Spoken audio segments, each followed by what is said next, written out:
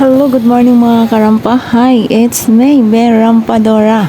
Ngayon guys, kung saan-saan nakakarating nga ang ating Rampadora at kung kayo nga ay pupunta ng Blorac Lagoon at paano nga ba pumunta ng Blorac Lagoon at kung gusto nyong pumunta ng Blorac Lagoon at kung kayo ay saan man galing, doon tayo mag-umpisa sa San Isidro, Tanag, Ultramiga. So mga idol, dyan po tayo mag-start kung paano pumunta ng Blorac Lagoon ng Montalban, Rizal. So kung kayo ay galing Litex, sasakay lang kayo ng jeep papuntang San Isidro. Sasakay kayo ng minibus kung kayo ay galing Litex. Sasakay kayo ng minibus galing ng papunta ng San Isidro. Kung sasakay kayo ng minibus, papunta kayo ng San Isidro, Tanag sa may Ultramiga. So, paano nga ba pumunta ng Blorac Lagoon? Kung kayo po ay saan galing, kung kayo po ay saan galing, kung Litex man kayo or saan galing, doon na lang po tayo mag-umpisa sa San Isidro, Tanag, Ultramiga. So yun, hindi po kayo maliligaw, basta San Isidro, Tanag, Ultramiga, may Pure Gold dyan, then may gasolinahan dyan, may tulay, may 7-Eleven. Sa harap mismo po ng Ultramiga, meron po tayong tricycle na color yellow. Ayan. Then, pagdating po ninyo doon sa harap ng Ultramiga, may tricycle na color yellow, doon po kayong sasakay ng papuntang Blorac Lagoon. Ang pamasahe po dyan ay 40 pesos po ang bawat isa. So, 40 pesos po ang bawat isa. So, ngayon po guys, kung kayo po ay pupunta ng Blorac Lagoon, marami po kayong madadaanan na sapa. Kung sino po yung mga naka-single or naka-motor single dyan, meron po kayong madadaanan na sapa guys. Itatawid nyo po yung motor nyo sa tatlong sapa na yun. Ilog yun, pero lumiit kasi siya, kaya parang naging sapa-sapa na siya kalaki, pero ilog yun. So ngayon, pagdating nyo doon guys, ayan, makikita ninyo ang ating Blorac Lagoon na napakaganda at napakalinis ng tubig at napakalinaw pa. So marami siyang cottage doon. Meron siyang cottage doon na tagwa 1.5, meron tagto 200. Yung tag 1.5 na yun, kasama na doon yung swimming pool. So makikita nyo ngayon, ang dami-dami niyang cottage. Hindi naman kayo matakot at mag-alala na magdala ng mga lulutuin kasi kahit saan kayo doon pwede mag-ihaw. Ang kagandahan nga lang doon, maganda maligo sa Blorac Lagoon pag yun tag-ulan. Yung kunwari, uulan siya ng street 1 week. Tapos 1 week din siya na aaraw, yun maganda talaga ang tubig. Tsaka maraming swimming pool dyan.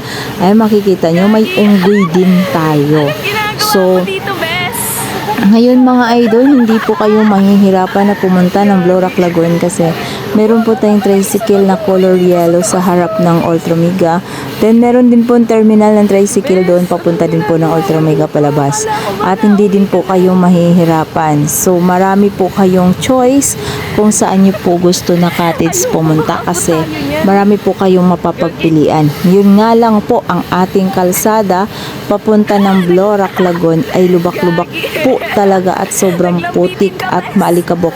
Pag summer po kayo pupunta, yung tag-araw na wala talagang ulan, so asahan nyo ang ilog ng ating Blorac Lagoon po ay talagang malabo ang tubig, tsaka kukunti lang po yung laman kasi summer po siya. Then ang dadaanan po ninyo ay lubak-lubak at maalikabok pa na kalsada kasi ang kalaban natin doon ay malalaking dump truck po. Meron pong malalaking dump truck ang ating makakasalubong dyan sa Blorac Lagoon. Then pagkatapos po niyan, ang pinakamaganda na maligo sa Blorac Lagoon mga idol ay ang tag-ulan.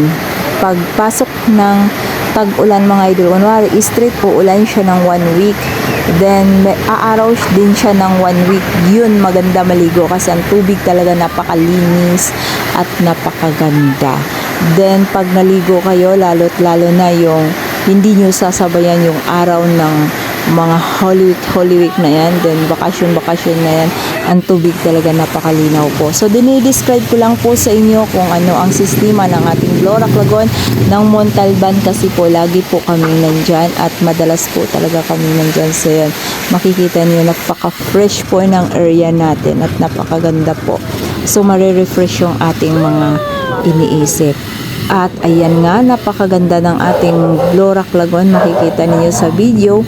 At pagpasensyahan nyo na din po ang ating kalsada na maluwak-lubak po talaga. So ako po dyan kasi hindi, nung papunta kami is hindi po ako umangkas ng motor single.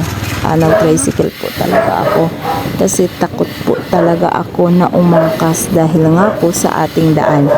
So may daan din na maganda, may daan din na sobra po talaga. So yung mga sapa na yan, tatawirin natin yan. So hindi lang yan na sapa ang ating tatawirin.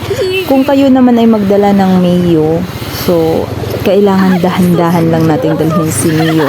Kung Mio ang ating mga motor, dahan-dahan lang na dalhin kasi sniper yung dala namin dyan. Sniper 155 ang aming dala. So kawawa yung motor ninyo dyan. Ayan, tingnan nyo, tatawid na, diba? So, hirap po talaga. So, ngayon, titingnan natin ngayon yung Mio na tatawid dyan kasi po talaga medyo nahihirapan po talaga ang ating ang ating mga driver dyan. Yan, umaangkas na kami dyan kasi nga no choice kami, wala pang tricycle doon. So, kailangan nyo talagang mag-antay. At ayan nga, sumabit pa ang ating motor. Then, ngayon, mahuhulog pa ang galon at hahabulin pa nga ni Rampadora ang galon yan. So, ngayon, pagpasensyahan nyo na po ang ating kalsada papuntang Blorac Lagoon. Ayan, alam nyo na kung paano pumunta ng Blorac Lagoon. Kung kayo ay saan galing, ayan, pupunta lang po kayo ng Ultra Mega San Isidro Tanag. Then, doon sa harap mismo, may tricycle na terminal na color yellow. Then, yun po ang iyong sasakyan papunta ng Blorac Lagoon. At ayan nga, iniwan pa ni Isko ang kanyang driver. At pagkaiwan ni Isko sa kanyang driver ay tingnan niyo naman. Iniwan, tinulak ni tatay na hulog pa ang galon. Kaya ang ginawa ko dyan, tumakbo ako ng mabilis. Ayan, para isip ang aking galon na naanod kasi sayang nga naman kung saan pa siya pupulutin. O, diba? Nakikita nyo, ang hirap talaga. So, mag-enjoy naman din kayo sa sobrang saya, sa sobrang, yung daan, ma-experience, at ma-challenge sa mga bago pang marunong mag-drive ng motor yan. Ma-challenge talaga kayo na mag-drive ng motor dyan. Iyan, kawawa yung mga motor yung Mio dyan. Kawawa talaga sobra. Kaya, kung ako sa inyo, kung may mga motor single kayo na Mio, huwag nyo nang subukan, masisira ang buhay ninyo. So, kailangan nyo na lang mag-commute at mag-tricycle. Sawawa talaga ang motor nyo dyan, guys. Napaka-rough talaga ng dad. So, ako nang nagsabi, nakikita nyo naman yung dadaanan namin papuntang Blorac Lagoon. So, hindi ka talaga magsisisi sa enjoy ng kalsada talaga na yan. So, mga idol, maraming salamat po sa pagpanood ninyo sa aking video at sa pakikinig ninyo sa aking salita kung paano pumunta ng Blorac Lagoon. Basta yan, sinasabi ko na sa inyo kung paano pumunta ng Blorac Lagoon. At ayan nga, tatawirin na naman namin ngayon yung sapa na yan. O pang ilang tawid na yan, mga idol. So ngayon, sa gustong pumunta at nagbabalak pumunta, ayan, ingat-ingat na lang din kayo. Thank you and maraming salamat.